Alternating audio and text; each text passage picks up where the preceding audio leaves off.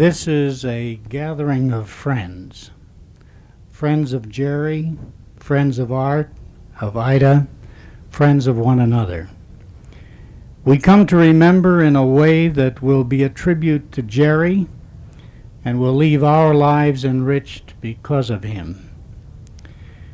Because we come to remember a man who experienced himself and helped others to experience the full, rich spectrum of human feelings. We can today feel at ease whether we laugh or whether we weep, or whether we simply reflect in silence. I'm sure that Jerry's only wish would be that we be ourselves as fully and as freely as we can. Jerry knew, as each of us knows in our wiser moments, that words can never fully capture feelings and meanings, particularly on an occasion like this. And yet we shall use words today, words that may bring to mind some experience or some dimension of a great and loving human being. But let us know that these fragile words are but a pale reflection of a life that flowed deeply and richly among us. Paintings and music may also help our memories to wander beyond this garden across months and years of a relationship. But the most important dimension of our gathering is us, the people whose sense of worth, whose joy, and whose depth of experience was enhanced by a fellow human being we knew as Jerry Fisher. And because this is true, and because Jerry did so much to build linkages between people, perhaps it would be appropriate for us to link arms or touch hands with someone close to each of us now, as we remember in silence a man who loved and cared so much.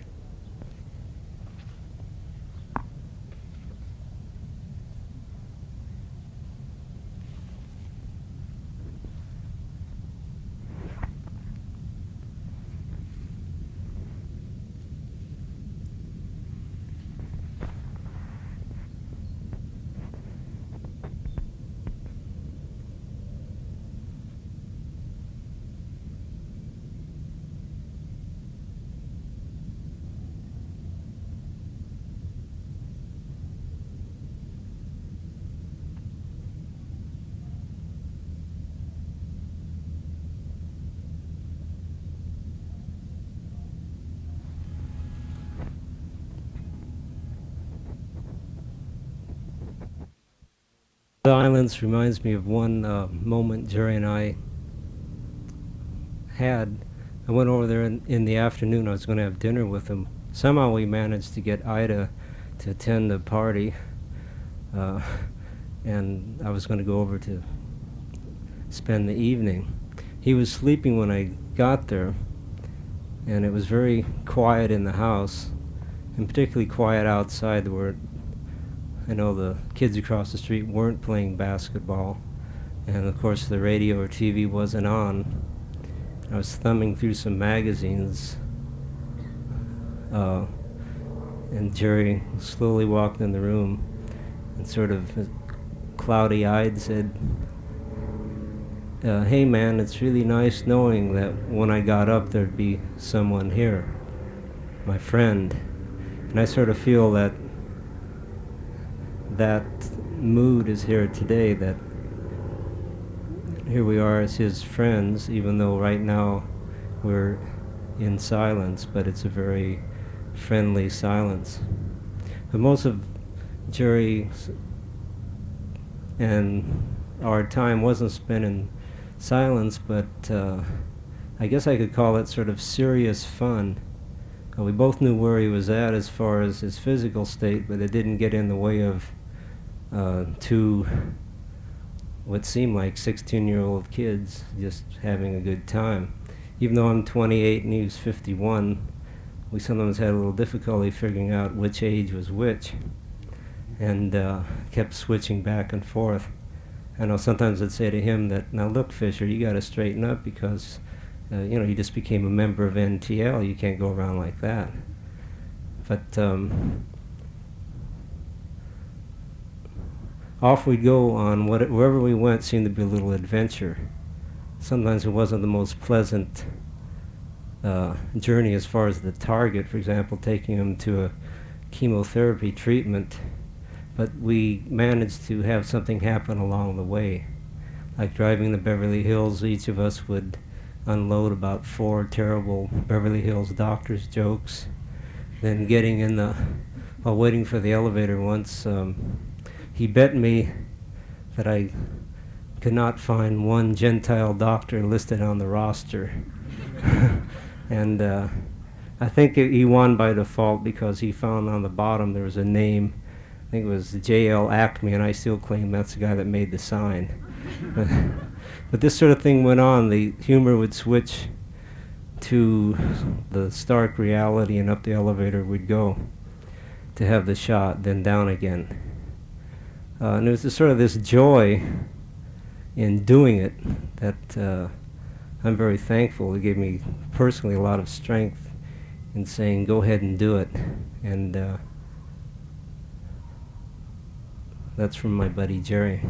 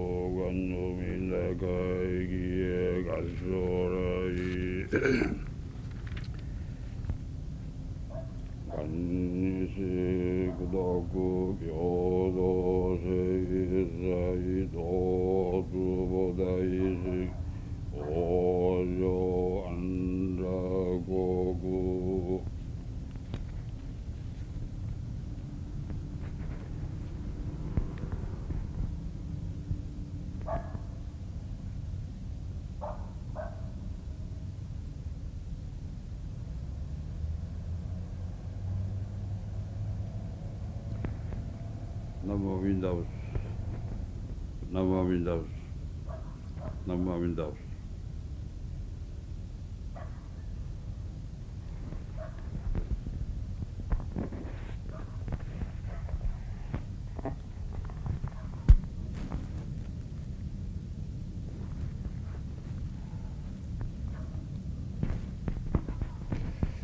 My heart is full. I suppose, like the rest of you, I've had a very complicated and intricate relationship with Jerry. And I'd like to share with you just a little bit of that. A summer in 1966, after Jerry realized he was really sick. He came, we talked a lot. We talked a lot on the Palisades and in Jerry's house and in my home. And we talked of all sorts of things. I think he came to me because I had had a near mortal illness many years ago. And I think he saw, maybe I'll be all right, like Art. And we talked of death and loneliness and fear. And I don't think there was a human emotion we didn't touch in a long summer together.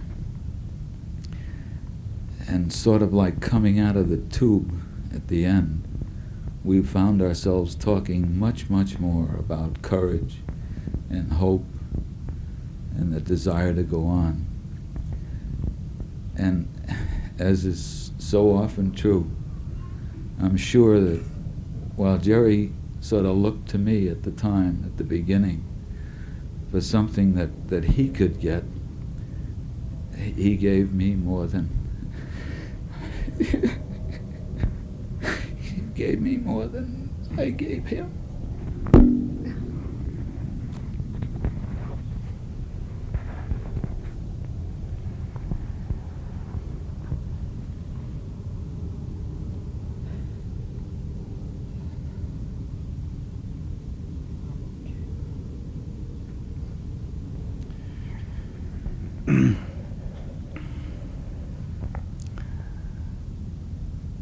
Gibran said that when you part from a friend, you need not grieve, for that which you love most in him may be clearer in his absence, as the mountain to the climber is clearer from the plain.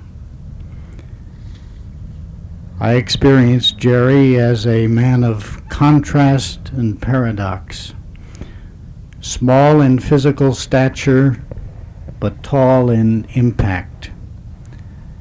He was a childlike spirit who enjoyed the irresponsible freedom of fun, but a man of powerful commitment and sense of responsibility to people and principles he cherished. He was a vigorous fighter who struggled with death far beyond any reasonable expectations, and then permitted his body to die with grace and serenity. He was a highly independent spirit, and yet one who could build the deepest ties of friendship and devotion.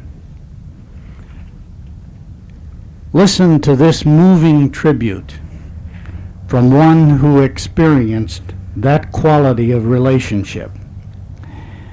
Jerry Rizal, whom many of you know, has been in the East these past weeks, but he wrote and telephoned a poem that we'd like to share on this occasion. It's called Ave. Beyond what welcomes has he moved? Can it be that at last he has sailed away alone in that dark waiting ship of mystery? And what of that voyage, that entrance into new musics, new scenes, new hereafters? We ask, what lights once hungered for now shine for him, but not for us? And yet there are more questions for us to ask and to live through unanswered. Except in the stark realm of our own reaching imagination can he enter, bearing the echoes of our own farewells in his ears, and forgive us our own deafness for not hearing his reports of sun and warm wine. To ask what of him is to ask what of us. His departure can be our gift, lest our rain-swept eyes linger on lost and lose the life-ringing affirmation of a dying. So let us sun ourselves not on what he was, but rather on where his struggles have taken us, perhaps adding a shivering light to our own scanning spirit. 2, let us bid him the kind of farewell worthy of a man. Let us toast him with vintage September rain and only our best December snows. More so, let our tears be salted with life, but let us also offer a careening laugh as well. Finally, let us offer ourselves to him as future passengers whose ship will one day carry us too on the journey into a waiting somewhere that may find him at the gate, greeting us. Ha!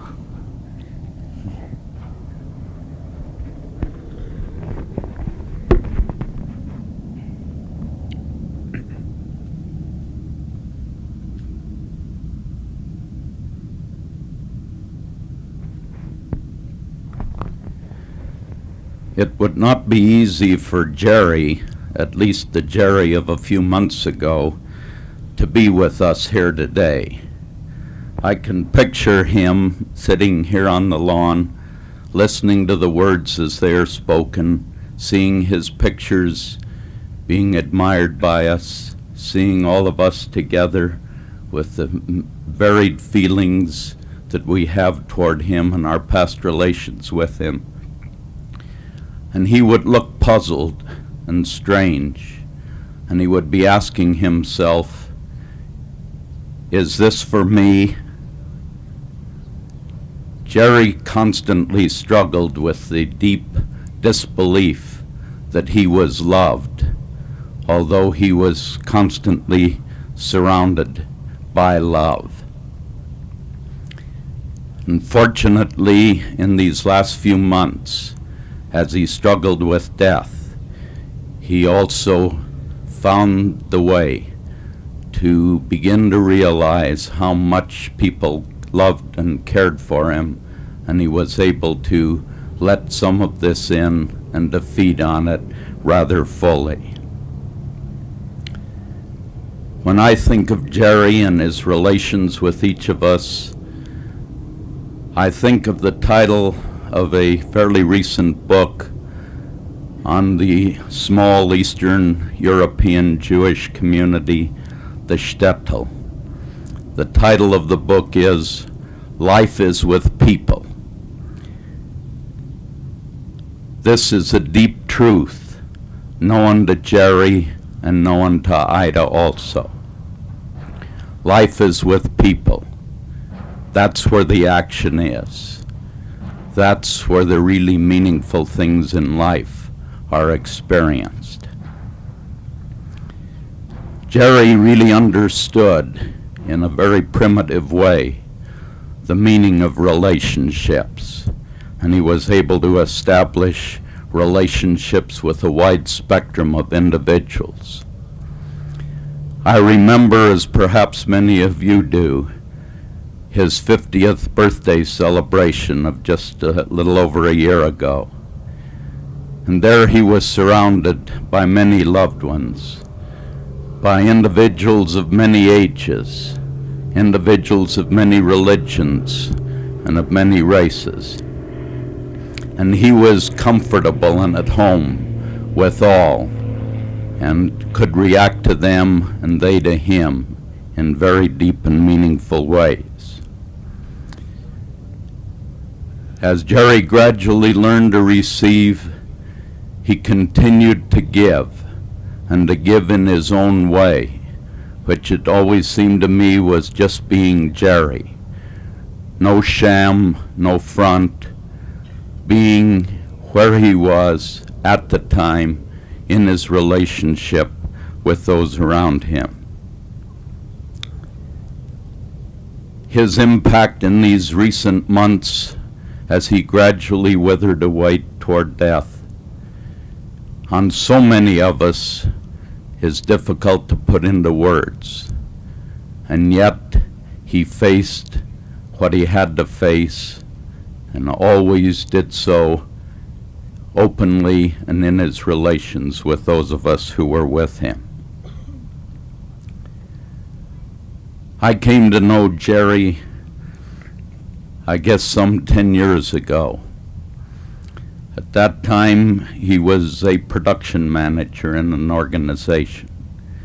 He was beginning to move toward expressing his deeper feelings in art, particularly with the colors that meant so very much to him.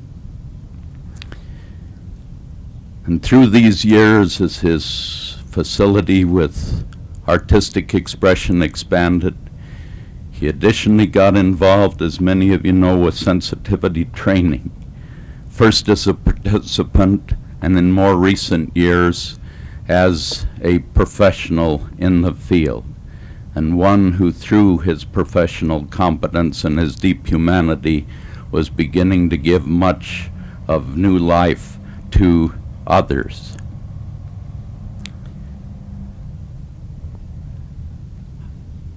I have been particularly moved by his growth in these last few months, his struggle with death, and his gradual ability to face it and to accept it and to be at peace with it.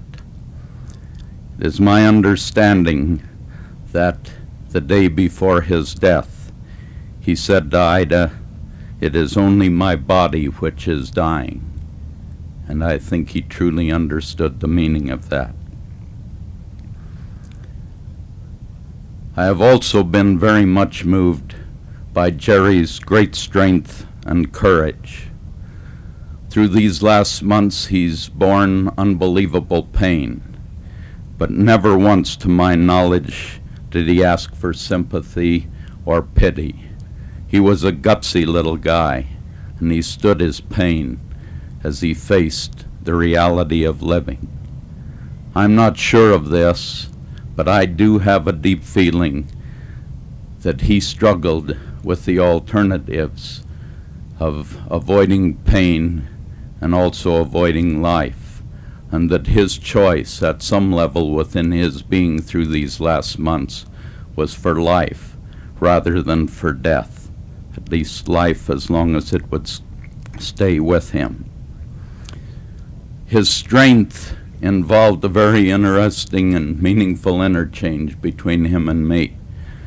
Very often as I visited him, at some point we would grasp each other's hands, and very quickly his hand would tightly close down on mine with a very firm expression of strength, and without words Jerry was saying, "Bob, I'm still strong, I'm still with it." And just about 5 or 6 weeks ago, while he was still under sedation in his hospital room from the last operation, I was standing by his side. He occasionally would barely open his eyes and then go back into slumber. But at one point, gradually his arm raised up, and I gently took his hand in mine, and through that sedation, very quickly his hand clamped down with a loud, "I'm still strong, Bob. I'm still hanging in there." Jerry would not want us to mourn nor to grieve. He would want to know how much he was loved by us, and he would want us to know how very much he loved us. Parts of his monument are in each of us. That which we have gained in so many different ways from our relationships with him. In us and through us, Jerry will continue to live. His love of life and of people, his courage and strength, his deep appreciation of nature and of beauty everywhere, his sensitivity, his naturalness, his humility, his identification with youthfulness, and his openness to personal growth. These are indeed precious gifts to have received from someone who typically felt he had nothing to give.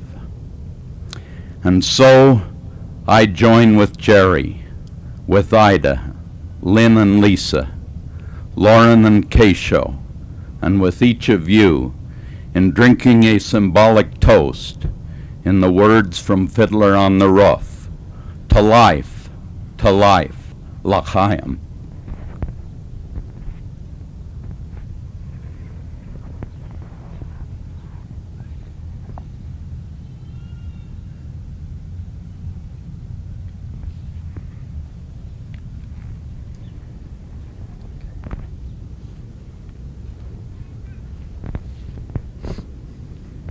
I agree with Bob when he said that if Jerry were to happen on a gathering like this, he'd say, "Is this really for me?" And then I think he'd smile a little bit and a light would come into his eyes, and he'd probably add, "Boy, I sure made it hot for my friends, didn't I?" I think that all people are born to seek or to struggle or to want to be free, but they see freedom in different ways. Some people see freedom in the bird that flies in the heavens as it will. I imagine others see freedom more like a tree that is free to grow and to flourish only if its roots are deep and sustaining.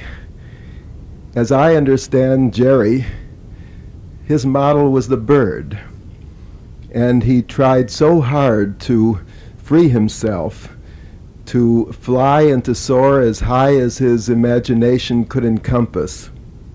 And yet, from my knowledge of him, little as it was, I have a strong feeling that there were still deep roots within him, roots that sustained him and that held him even though consciously or unconsciously he tugged or he pulled against these roots.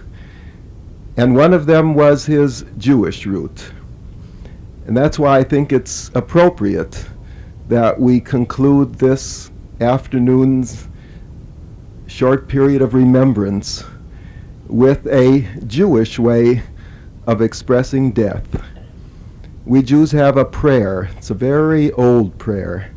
It's called the Kaddish. And I think it's both Jewish and Jerry, because it says two simultaneous antagonistic things at the same time. First of all, it affirms frankly and openly the fact of death. And Bob said it, and others have said it. Jerry faced death, and Jerry knew it, and he lived with it every moment of his life. But the Kaddish prayer doesn't speak of death. It says nothing about death. Rather, it speaks of death only in its affirmation of the quality of life. It's a sanctification of life at the moment of greatest pain and bereavement. And that to me was Jerry, the last years of his life when I knew him. He lived with death, but he turned only towards life. And I don't know anybody who was more alive than he was. He was open to everything that the world had to offer. Every pore of his being was alive, even until the last moment of life. And so I think this old prayer is so appropriate. Warren spoke of the linkage. He, in a way, is linking us, all of us, together. A prayer like this also links Jerry with the past, and it links him from generation to generation back to the beginnings of man. Jerry's immortal. He's immortal in the sense of the infinity of man in the past and the Jerrydom of man in the future. And we're all part of his immortality. Won't you please rise?